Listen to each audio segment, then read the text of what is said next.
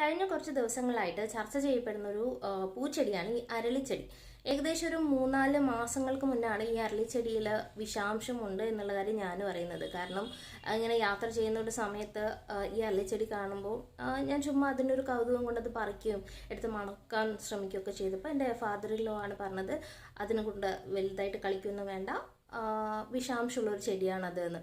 അപ്പോൾ ഞാനത് വലിയ കാര്യമായിട്ടൊന്നും എടുത്തില്ല. പിന്നെയാണ് ഈ കഴിഞ്ഞ ദിവസം സൂര്യ എന്നൊരു പെൺകുട്ടി അത് കഴിച്ചു മരിച്ചു എന്നുള്ള കാര്യം വാർത്തയിലൂടെ അറിയുന്നത്. സത്യത്തിൽ അത് എന്നിൽ ഒരു വലിയ ഞെട്ടലുണ്ടാക്കി. അങ്ങനെയാണ് ഈ അരളിച്ചെടിയെ കുറിച്ച് കൂടുതൽ പഠിക്കുന്നത്.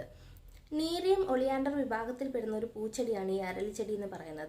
അപ്പോൾ ഇതിന്റെ പൂവ്, കായ്, ഇല, അങ്ങനെ എന്തിന് വേര് വരെ എല്ലാം സർവ്വം വിഷമയമായിട്ടുള്ള ഒരു ചെടിയാണിത്.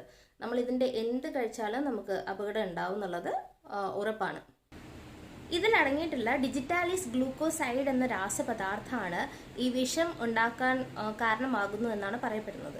ഇത് നമ്മളുടെ കരൾ, ശ്വാസകോശം, ഹൃദയം എന്നിവയെ നേരിട്ട് ബാധിക്കും. മാത്രമല്ല ഇത് നമ്മളുടെ രക്തം കട്ട പിടിക്കുന്ന സംവിധാനത്തെ തകരാറിലാക്കും.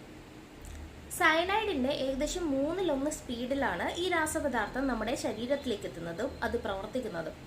അതായത് 1 ഗ്രാം നമ്മുടെ അകത്തെത്തിയാൽ തന്നെ അപകടമാണ്.